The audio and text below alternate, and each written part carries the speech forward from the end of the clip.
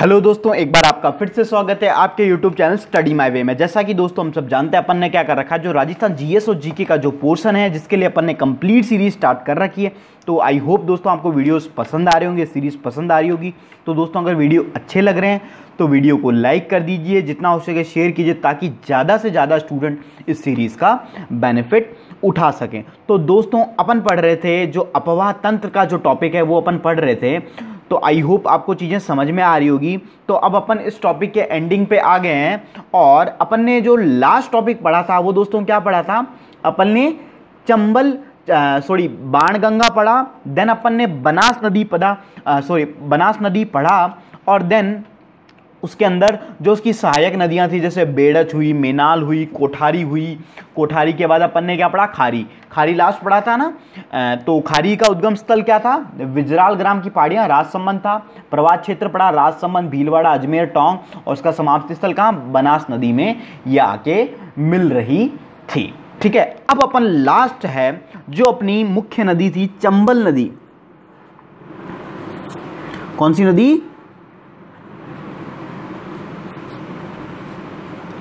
चंबल नदी दोस्तों अपन पढ़ेंगे। तो हेडिंग डालिए चंबल नदी। ठीक है, बाकी के वीडियोस आपको प्लेलिस्ट में मिल जाएंगे। Rajasthan GS GK for JN करके प्लेलिस्ट है, वहां से आप जाके देख सकते हो। 35वां पार्ट है, 34 ऑलरेडी अपलोडेड हो चुके हैं। तो सबसे पहले जो अभी तक जैसे अपन ने बनास नदी पढ़ी, तो बनास नदी किसकी सहायक थी, चंबल की। तो उसी तरह जो चंबल की जो दूसरी सहायक नदियां थी वो अपन ने पढ़ेंगे, है ना। तो एक तो अपन ने कौन सी पढ़ ली, बनास पढ़ ली। अब बनास, बामनी, कुराल, सी, पार्वती, इस तरीके से अलग अलग नदियां हैं, अलग अलग अपन एक एक करके पढ़ते जाएंगे। ठीक है, सबसे पहले बात करते हैं इसके अन्य नाम की या उपनाम की। तो दोस्तों इसके उपनाम हैं चरमवती नदी। कौन सी नदी, चरमवती नदी। और इसको क्या नाम मिलता है, राजस्थान की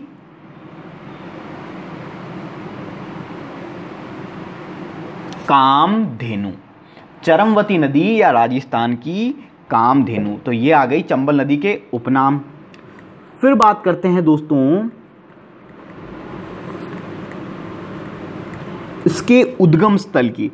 तो इसका उद्गम स्थल है जनापाव की पहाड़ियां। कौन सी पहाड़ियां, जनापाव की पहाड़ियां, मध्य प्रदेश।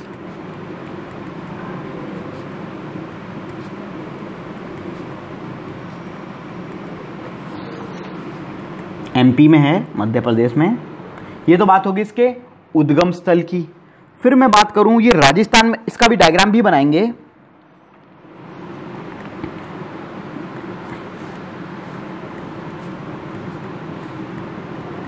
राजस्थान में ये प्रवेश करती है दोस्तों 84 गढ़। कौन सा, 84 गढ़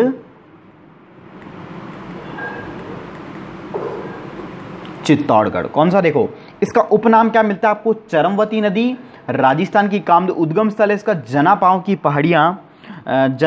पहाड़ियां, और राजस्थान में प्रवेश करती है 84 गढ़ चित्तौड़गढ़। ये तो बेसिक बात होगा। अब इसके अपन डायग्राम को एक बार देखते हैं।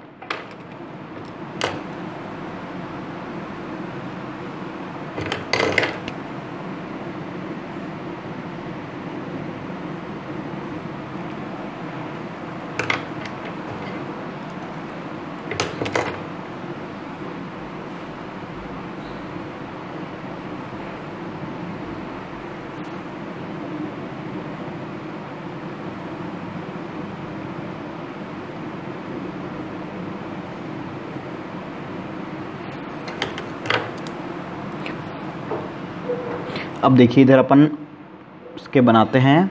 ये तो हो गई दोस्तों अपनी कौन सी नदी, चंबल नदी, मुख्य नदी हो गई। अब बनाते जाइए साथ साथ।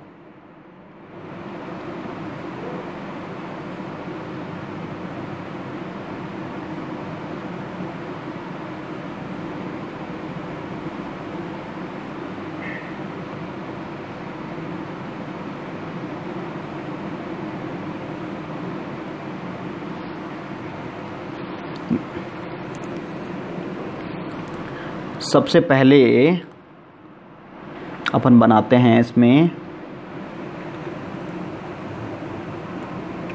ये है दोस्तों अपनी बामनी नदी।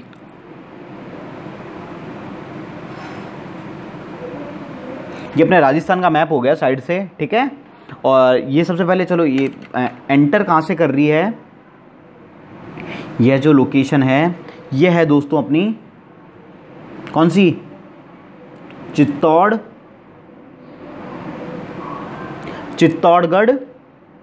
चित्तौड़गढ़ में कौन सी जगह है, 84 या 84 गढ़, ठीक है, 84 गढ़, ठीक है। फिर इस बामनी नदी से पहले एक डैम बना हुआ है जिसका नाम है दोस्तों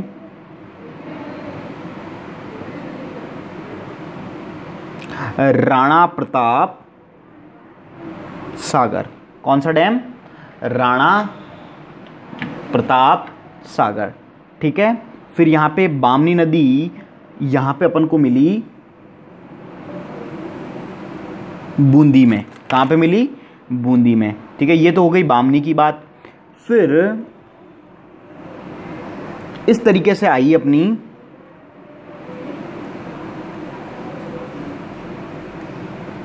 कुराल नदी,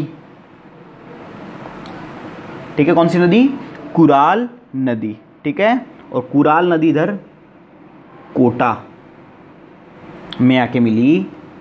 और यहाँ पे एक बांध बना हुआ है जिसका नाम है दोस्तों, फेमस बांध भी है, जवाहर सागर कोटा बैराज। कौन सा, जवाहर सागर कोटा बैराज, ठीक है। फिर आगे एक और बांध मिला अपन को, यह है दोस्तों अपना कोटा बैराज।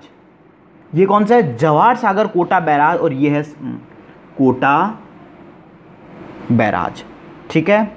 ये हो गई। फिर अपन ने जो लास्ट में इसकी सहायक सबसे इंपॉर्टेंट नदी जो बनास नदी थी वो पड़ी थी बड़ी, है ना। वो कहाँ से होती हुई आ रही है, ये इस तरीके से होती हुई आई और ये इधर मिल गई, ठीक है। ये इधर कोटा डिस्ट्रिक्ट है, इस नदी पहुंची, ये यहाँ सवाई माधोपुर हो गया, और फिर इधर करौली हो गया, इधर धौलपुर हो गया। और इसके समाप्ति स्थल की मैं बात करूं तो कहाँ पे होगा इसका, किसका, चंबल नदी का। यमुना नदी में मिलती है मुरादगंज, यमुना नदी मुरादगंज, ठीक है। ये तो इस साइड की नदियां हो गई। अब कुछ नदियां इधर से भी आ रही है, मिल रही हैं। देखिए इधर से ये नदी है अपनी कोटा बैराज और जवाहर सागर कोटा बैराज के बीच में।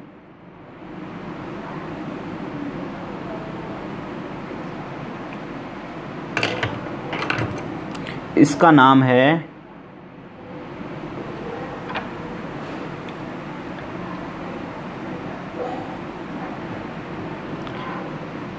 काली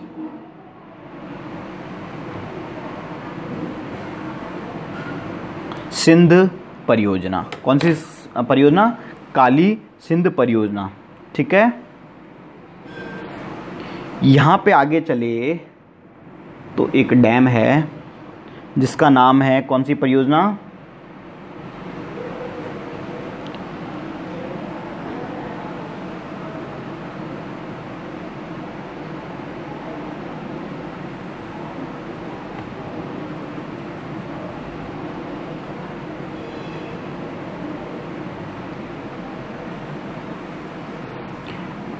ये है अपनी गागरीन परियोजना, ठीक है।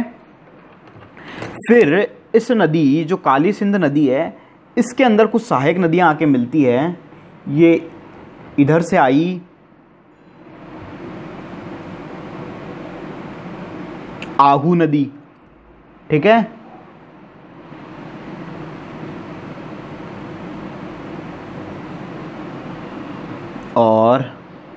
ये है अपनी दोस्तों परवन नदी। कौन सी नदी? परवन नदी। इस पे भी एक परियोजना बनी हुई है, इसी नदी के नाम पे होगी। कौन सी? परिवन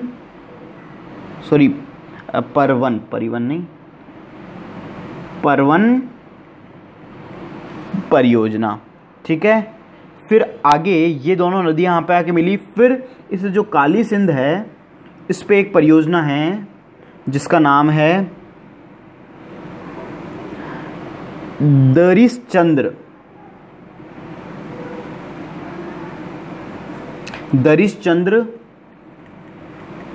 सागर परियोजना। कौन सी? दरिश्चंद्र। ठीक है। और ये नदी मिल गई अपनी काली सिंध इधर से। कहाँ से निकली? ये अपनी जनापाव की पहाड़ी से निकली। फिर जनापाव की पहाड़ी, और ये यहाँ पे मिली अपनी चित्तौड़गढ़, चौरासीगढ़ राजस्थान में। और एक परियोजना दोस्तों इधर है, ये इधर। ठीक है। और ये दोस्तों है अपनी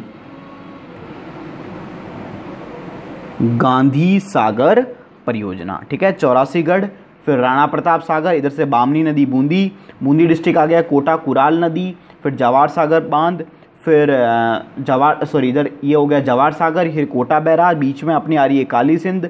फिर आगे आ गई ये है कौन सी नदी? बनास नदी। फिर बनास नदी, फिर आगे करौली धौलपुर होते हुए यमुना नदी मुरादगंज में मिल गई। और ये अपना मैप है, ये डायग्राम मैप है ना, और ये इस तरीके से काली सिंध है। ठीक है। तो इसको आप बना लीजिए। ठीक है। अब अपना डायग्राम क्लियर हो जाएगा तो अपन को इसकी आगे की जो विशेषता हैं वगैरह सब एक एक चीज़ें समझ में आ जाएगी।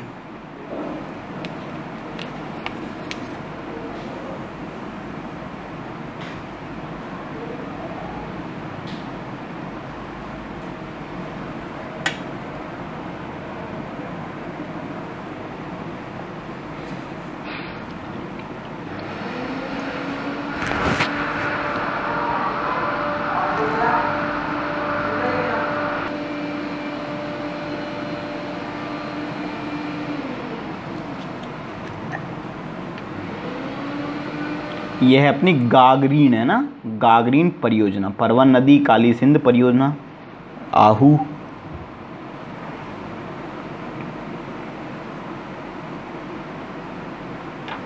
तो फिर चलें आगे।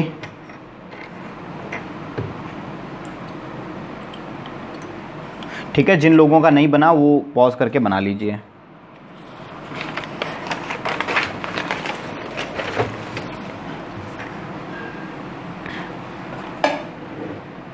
ठीक है।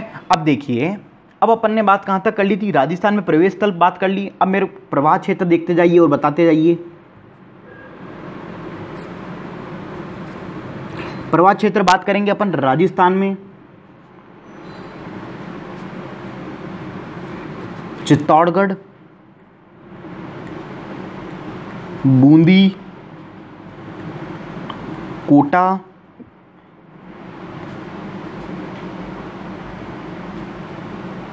सवाई माधोपुर, करौली और धौलपुर। ठीक है। चित्तौड़गढ़ देखो सबसे पहले कहाँ से निकली मैप में देखिए। चित्तौड़गढ़ के बाद कौन सा डिस्ट्रिक्ट आया? बूंदी। बूंदी के बाद कोटा, कोटा के बाद सवाई माधोपुर, सवाई माधोपुर के बाद करौली, और देन फाइनली धौलपुर के बाद यमुना नदी मुरादगंज में जाके मिल गई। ठीक है। ये तो बात हो गई इसके प्रवाह क्षेत्र की। फिर बात करें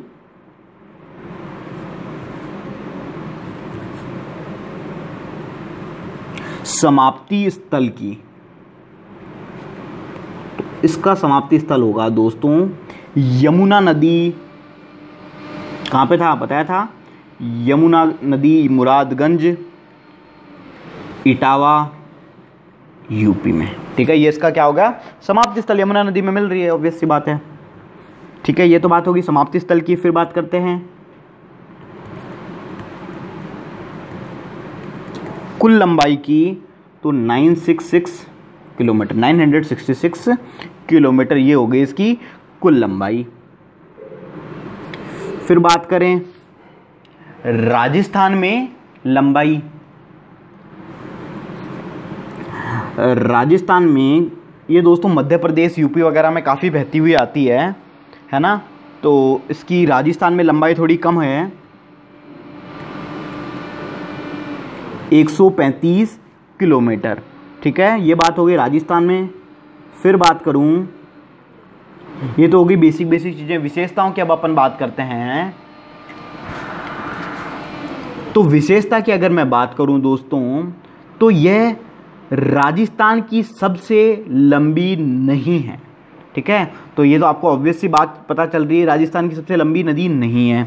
ठीक है, फिर बात करूं दूसरी विशेषता, राजस्थान में अगर मैं बात करूं जल उपयोगिता, जल उपलब्धता या सतही जल की दृष्टि से, मतलब जल की उपलब्धता यहाँ से अच्छी है, जल की उपयोगिता भी अच्छी है, सतही जल की दृष्टि से अगर मैं बात करूं तो ये राजस्थान की सबसे बड़ी नदी की कैटेगरी में आती है। तो पॉइंट समझ में आ रहा है। वैसे ये सबसे बड़ी नदी, लंबी नदी अब नहीं है, लेकिन जल की उपयोगिता, जल की उपलब्धता या सतही जल की दृष्टि से ये राजस्थान की सबसे बड़ी नदी है। तो लिखिए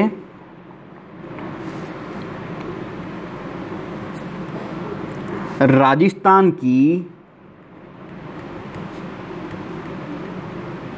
सबसे लंबी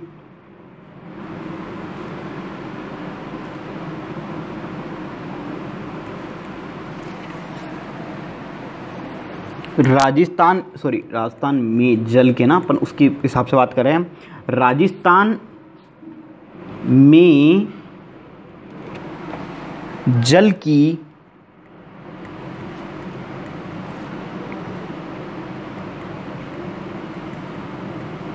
उपयोगिता,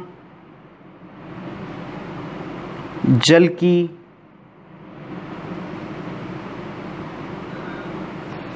उपलब्धता,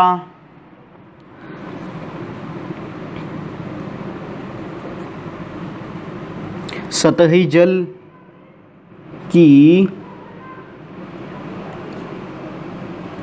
दृष्टि से सबसे बड़ी नदी। ठीक है, तो लॉजिक समझ में आया। राजस्थान की जल की उपलब्धता और सतही जल की दृष्टि से सबसे बड़ी नदी है। ठीक है, ये बात हुई। फिर देखिए, चंबल नदी सर्वाधिक अवनालिका अपरदन करती है। अवनालिका अपरदन मैंने दोस्तों आपको बताया था, जो बीहड़ वाले प्रदेश है वो कहाँ है, चंबल नदी के जो आसपास है, सवाई माधोपुर, करौली, धौलपुर, इधर ही तो बनते हैं वो अवनालिका अपरदन। जहाँ बीहड़ का निर्माण होता है वहाँ बीहड़ में क्या होता है, अवनालिका अपरदन होता है। बताया था आपको, नालियाँ बन जाती है ना, ऊबड़ खाबड़ क्षेत्र बन जाते हैं, जिसे क्या बोलते हैं, उत्खात स्थलाकृति भी कहा जाता है, और बीहड़ के लिए जानी जाती है। बात समझ में आ गई। ये चीज़ें मैंने बता भी रखी है काफ़ी बार, फिर लिख लीजिए। चंबल नदी सर्वाधिक अवनालिका अपरदन, उत्खात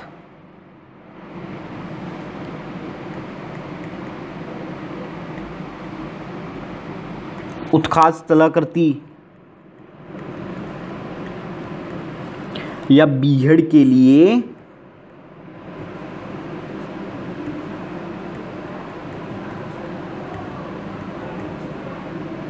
जानी जाती है। ठीक है, तो ये बात होगी इसकी कुछ विशेषताओं की। तो अपनी कंप्लीट हो गई है दोस्तों कौन सी नदी, चंबल नदी। ठीक है, अब अपने कुछ पॉइंट्स बचे हैं। ठीक है, लिख लीजिए आप।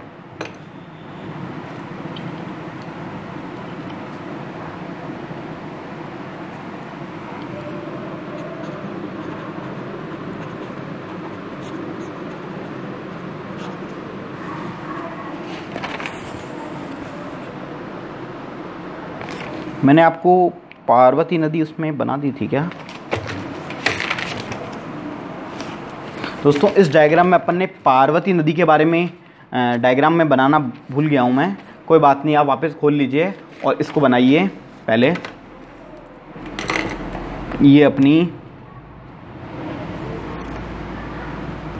ये जो डायग्राम है इसमें अपन ने ये सवाई माधोपुर से पहले अपन को मिलती है एक नदी,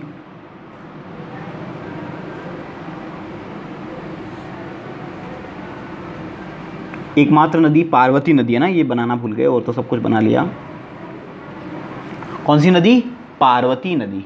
ठीक है, कहाँ पे? ये जो सवाई माधोपुर है ना, ये जो बनास नदी से जस्ट पहले मिलती है, जस्ट पहले, या फिर आप इसको थोड़ा बहुत इक्वल भी कर सकते हो, इतना कोई वो बड़ी बात नहीं है। कौन सी नदी? पार्वती नदी। ठीक है, तो इसको आप लिख लीजिए। ठीक है, कहाँ पे देख लो, ये यहाँ पे है, सवाई माधोपुर में है ना, बनास नदी से जस्ट थोड़ा सा पहले पार्वती नदी। ठीक है, बस यही था करेक्शन। फिर आगे चलते हैं, क्योंकि अपन को सहायक नदियाँ पढ़नी थी, तो अब सहायक नदियाँ पढ़ेंगे।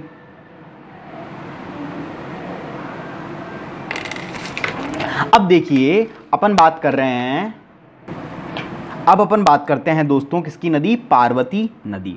तो सबसे पहले ये क्या है, किसकी सहायक है? ये अपनी सारी की सारी किसकी सहायक है? चंबल नदी की। जो बनास नदी थी, जो सबसे बड़ी नदी थी, वो ऑलरेडी अपन ने कवर कर ली, उसकी सहायक नदियां भी कवर कर ली। अब अपन इन नदियों की बात करते हैं।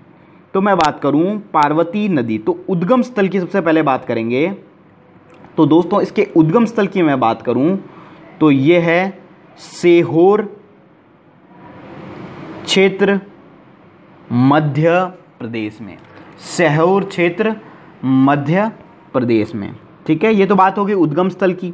जब निकल मध्य प्रदेश से रही है तो राजस्थान में कहाँ से एंटर करेगी? तो बात करते हैं, राजस्थान में प्रवेश करती है दोस्तों ये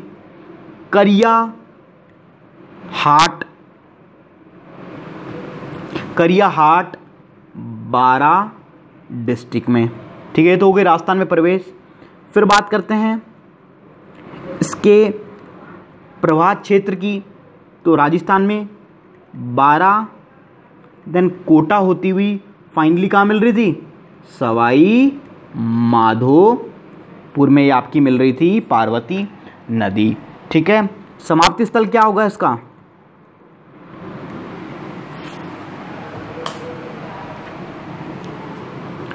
समाप्ति स्थल की मैं बात करूं दोस्तों तो इसका समाप्ति स्थल है कहाँ पे? चंबल नदी होगा इसका समाप्ति स्थल। और कहाँ जगह मिलती है? पलिया ग्राम एक जगह है सवाई माधोपुर डिस्ट्रिक्ट में। तो लिखिए पलिया ग्राम सवाई माधोपुर में। ठीक है, ये हो गई बात इसकी समाप्ति स्थल की। फिर बात कर लेते हैं इसकी विशेषता की।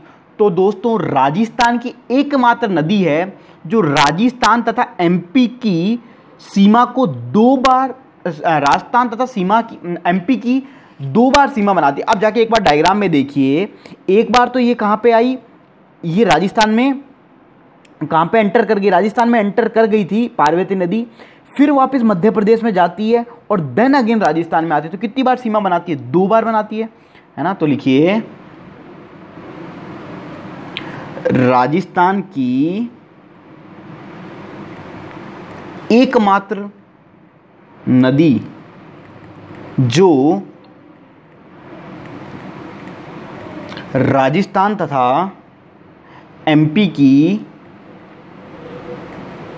दो बार सीमा बनाती है।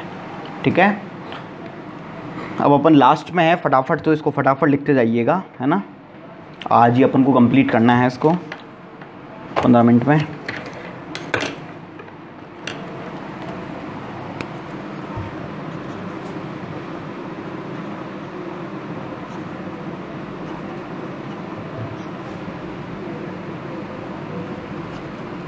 फिर बात करते हैं दोस्तों, नेक्स्ट है अपनी काली सिंध नदी। तो सबसे पहले वही बात उद्गम स्थल की। तो दोस्तों इसका उद्गम स्थल है बागली ग्राम की पहाड़ियां मध्य प्रदेश में। तो ये भी कहां से निकल रही है? एमपी से ही निकल रही है। ठीक है, बागली ग्राम की पहाड़ियां मध्य प्रदेश। फिर आगे बात करते हैं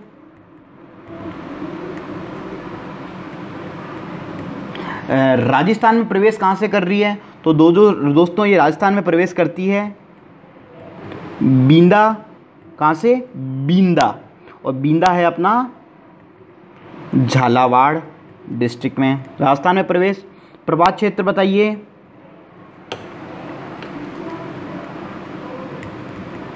प्रभात क्षेत्र की मैं बात करूं तो दोस्तों झालावाड़ और फिर फाइनल कोटा। और फिर फाइनल बात कर लेते हैं इसके समाप्ति स्थल की। तो कहाँ मिल जाएगी? चंबल नदी में मिल जाएगी। चंबल नदी में कौन सी जगह मिलती है? नानेरा। नानेरा एक जगह है कोटा डिस्ट्रिक्ट में। ठीक है, तो ये बात हो गई दोस्तों काली सिंध की। तो लिख लीजिए फटाफट।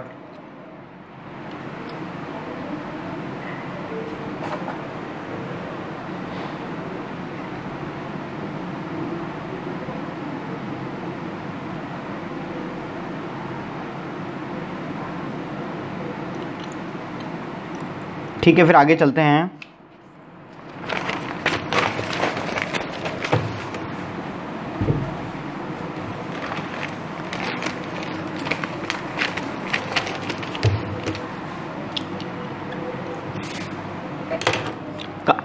काली सिंध हो गई। फिर इसकी सहायक नदी कौन सी और थी?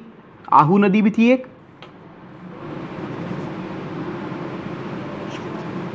आहू नदी के बारे में बात कर लेते हैं।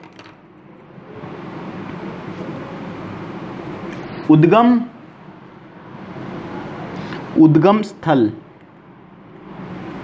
तो आहू नदी का उद्गम स्थल है दोस्तों सुसनेर मध्य प्रदेश। कौन सी जगह है? सुसनेर मध्य प्रदेश। फिर मध्य प्रदेश से निकली राजस्थान में एंटर कहां से करेगी? राजस्थान में प्रवेश है इसका नंदपुर झालावाड़ से। कहां से? नंदपुर झालावाड़। ठीक है, फिर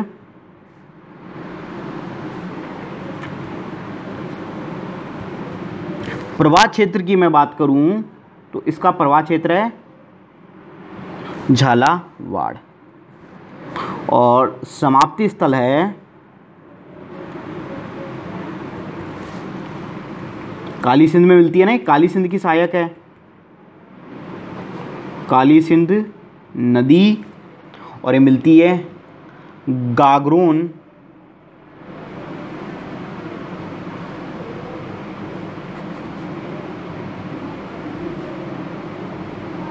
झालावाड़ में। तो इतना आप लिख लीजिए।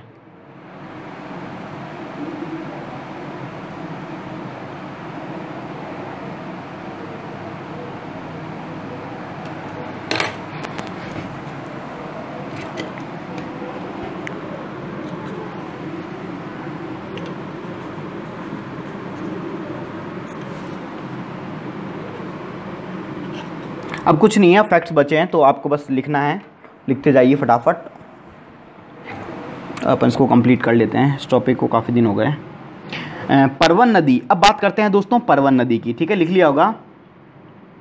अब देखिए परवन नदी, सबसे पहली बात उद्गम स्थल की बात कर लेते हैं। तो दोस्तों परवन नदी का जो उद्गम स्थल है वो है मालवा का पठार MP।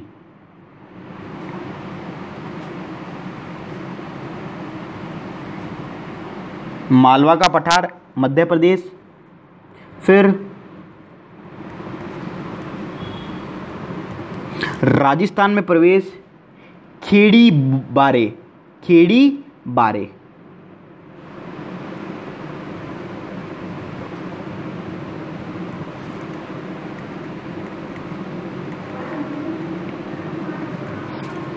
झालावाड़।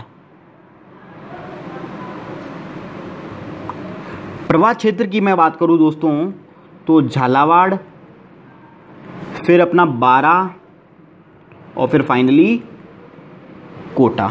ठीक है, ये हो गया इसका प्रवाह क्षेत्र।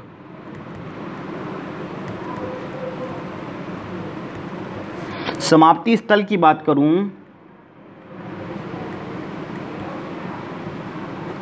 काली सिंध नदी, कौन सी नदी? काली सिंध नदी में मिल रही है। काली सिंध की सहायक है परवन, और कहाँ मिलती है? रायपुर कोटा डिस्ट्रिक्ट में। फिर बात करूं इसकी विशेषताओं की, तो परवन नदी के किनारे एक जगह है 12 में शेरगढ़ अभ्यारण्य। कौन सा अभ्यारण्य?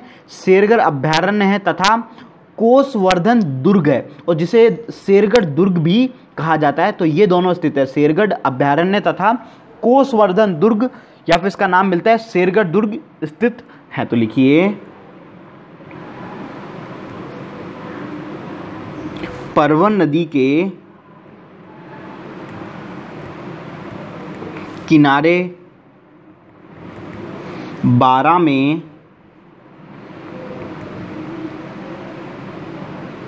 शेरगढ़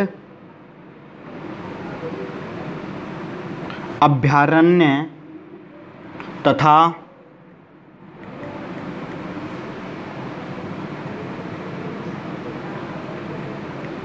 कोसवर्धन दुर्ग, और इसको क्या बोलते हैं? ब्रैकेट में लिख लीजिए,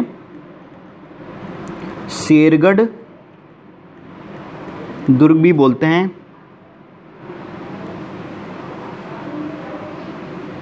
स्थित है। ठीक है, तो ये बात है हो गई परवन नदी के बारे में। लिख लीजिए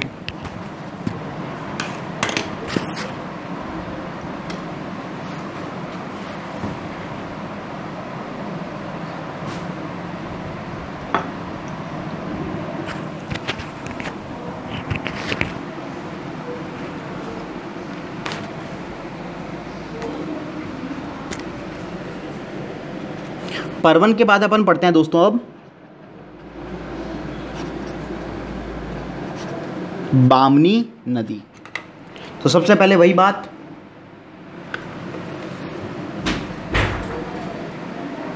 बामनी नदी का उद्गम स्थल की मैं बात करूं तो दोस्तों है इसकी हरिपुरा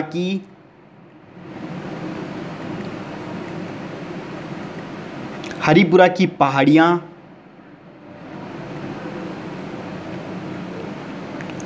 चित्तौड़गढ़। कौन सी जगह है? हरिपुरा की पहाड़ियां, चित्तौड़गढ़।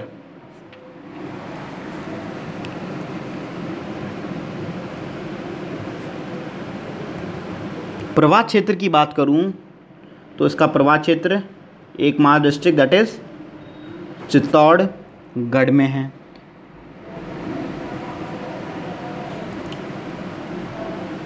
समाप्ति स्थल की बात करूं तो दोस्तों किस में मिलती है? ये चंबल नदी की सहायक है, जो चंबल नदी में मिलती है। ये मिलती है दोस्तों आपके बहसरोडगढ़, जो कि है चित्तौड़गढ़ डिस्ट्रिक्ट में। तो लिखिए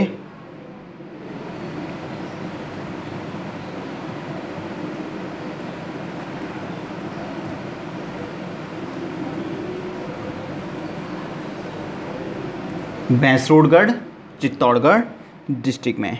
ठीक है, विशेषताओं की मैं बात करूं तो राजस्थान की ओर से चंबल नदी में सबसे पहले मिलने वाली जो सहायक नदी है आप देख सकते हो वो कौन सी है? आपकी बामनी नदी। तो लिखिए राजस्थान की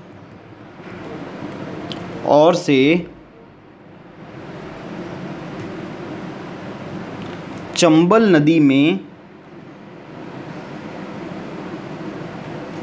सबसे पहले मिलने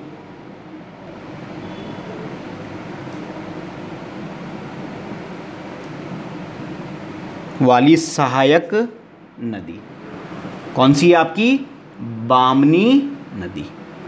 ठीक है, और फिर इसकी फाइनल अगर विशेषताओं की मैं बात करूं तो चंबल तथा बामनी नदी के संगम पर कौन सा दुर्ग स्थित है दोस्तों? वो दुर्ग है अपना बहसरोडगढ़ दुर्ग स्थित है। तो लिखिए चंबल तथा बामनी नदी के संगम पर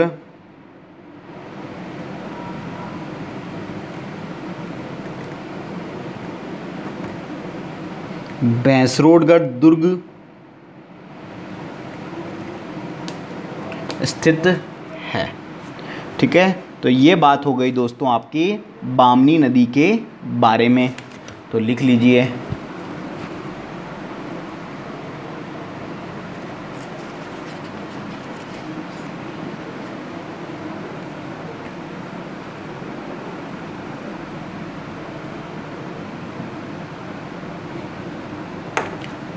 ठीक है, फिर आगे चलते हैं।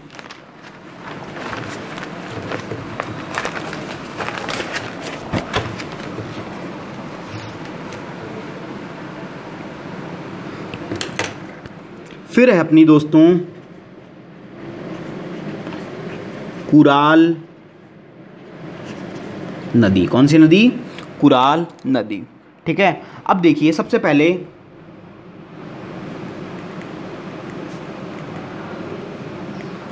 उद्गम स्थल। तो दोस्तों इसका जो उद्गम स्थल है वो है ऊपरमाल का पठार चित्तौड़गढ़ में।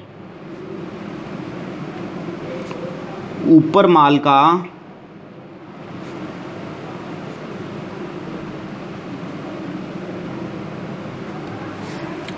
का पठार चित्तौड़गढ़ में। फिर प्रवाह क्षेत्र की बात करूं तो इसका प्रवाह क्षेत्र है दोस्तों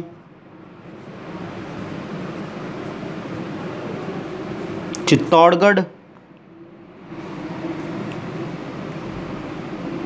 बूंदी और फिर कोटा।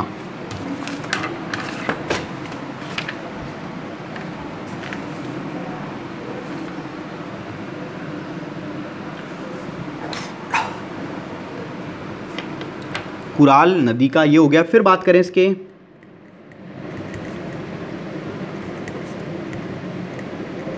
समाप्ति स्थल की, तो दोस्तों इसका समाप्ति स्थल है कहाँ पे मिल रही है?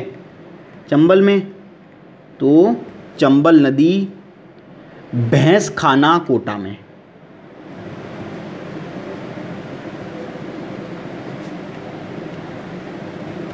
भैंसखाना कोटा में ये आपको चंबल नदी में जाके मिल जा रही है। ठीक है, फिर मैं बात करूं इसकी विशेषताओं में, तो चंबल नदी में मिलने वाली सहायक नदियों का दक्षिण। ठीक है, ये तो बात हो गई। अब कुछ अपन विशेषताएं पढ़ेंगे कुछ और,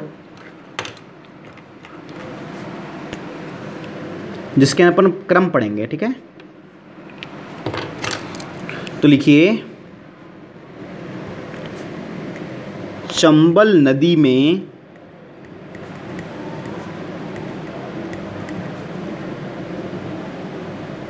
मिलने वाली सहायक नदियों का दक्षिण से उत्तर क्रम। ठीक है, इसकी सीरीज पढ़ेंगे कि भाई दक्षिण से साउथ से। ठीक है, ठीक। तो इसका आंसर होगा दोस्तों सबसे पहले सिप्रा नदी, ये पूछ लिया जाता है क्रम। सिप्रा के बाद है अपनी बामनी, आप देख सकते हो जाके। फिर कुराल,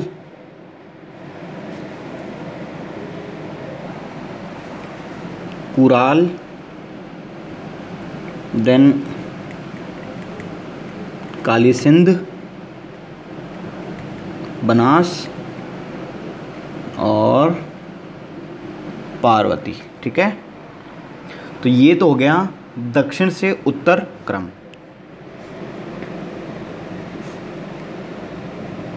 फिर बात करूं मैं पूर्व से पश्चिम क्रम, तो है पार्वती,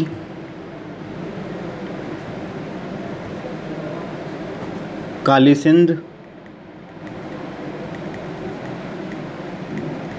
सिप्रा, बामनी,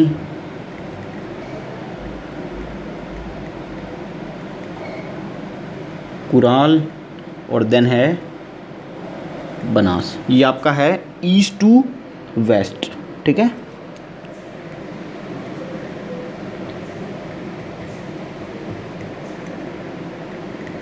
फिर बात करते हैं पूर्व से पश्चिम राजस्थान की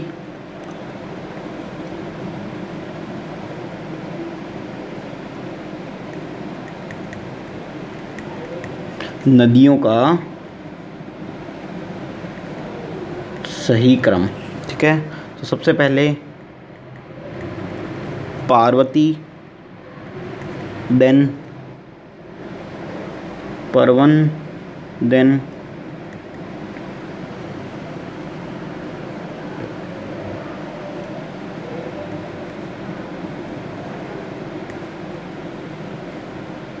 काली सिंध, देन आहू, देन चंबल, देन बामनी, कुराल और फिर बनास, ठीक है।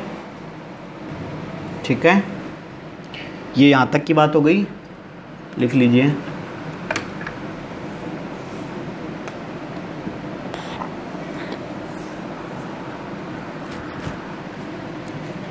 ठीक है, तो ये जो अपना नदियों का है ये हो गया। अब कुछ इंडिपेंडेंट फैक्ट्स हैं।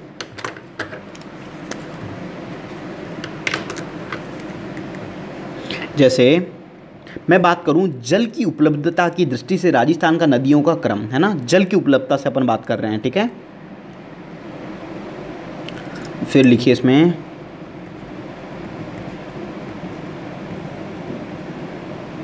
कई बार क्रम पूछ लेते हैं तो लिखवा ले लिख देते हैं अपन। दृष्टि से राजस्थान की नदियों का क्रम, तो सबसे पहले चंबल, बनास, माही, देन लूनी और फिर साबरमती, ठीक है, जल की उपलब्धता से। तो सबसे ज़्यादा चंबल, बनास, माही, लूनी, साबरमती, इस तरीके से। जल की उपयोगिता के हिसाब से बात करें तो चंबल, बनास, माही, साबरमती और लूनी, ठीक है। फिर फाइनल बात कर लेते हैं अपवाह तंत्र की जल ग्रहण क्षेत्र, मतलब कितना एरिया को कवर कर रही है जल के रेस्पेक्ट में की दृष्टि से।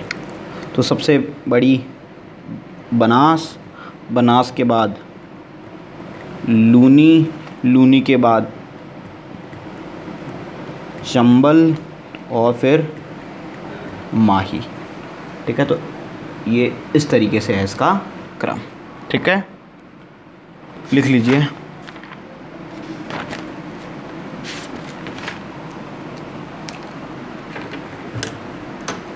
तो फाइनली दोस्तों अपना जो टॉपिक था थोड़ा आज अपन ने जल्दी जल्दी किया है, लेकिन आई होप आप समझ पा रहे होंगे, ठीक है।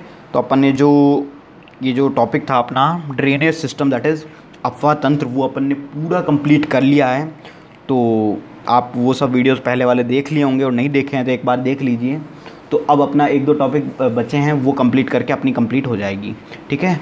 तो दोस्तों अगर वीडियो अच्छा लगा तो वीडियो को लाइक कीजिए, जितना हो सके शेयर कीजिए एंड ज़्यादा से ज़्यादा स्टूडेंट इस सीरीज़ का बेनिफिट उठा सकें, इसलिए आप इस वीडियो को शेयर कीजिए। और कोई भी डाउट आता है और कैसी लगती है सीरीज़ हमें कमेंट करके ज़रूर बता सकते हैं। Thank you for watching our video.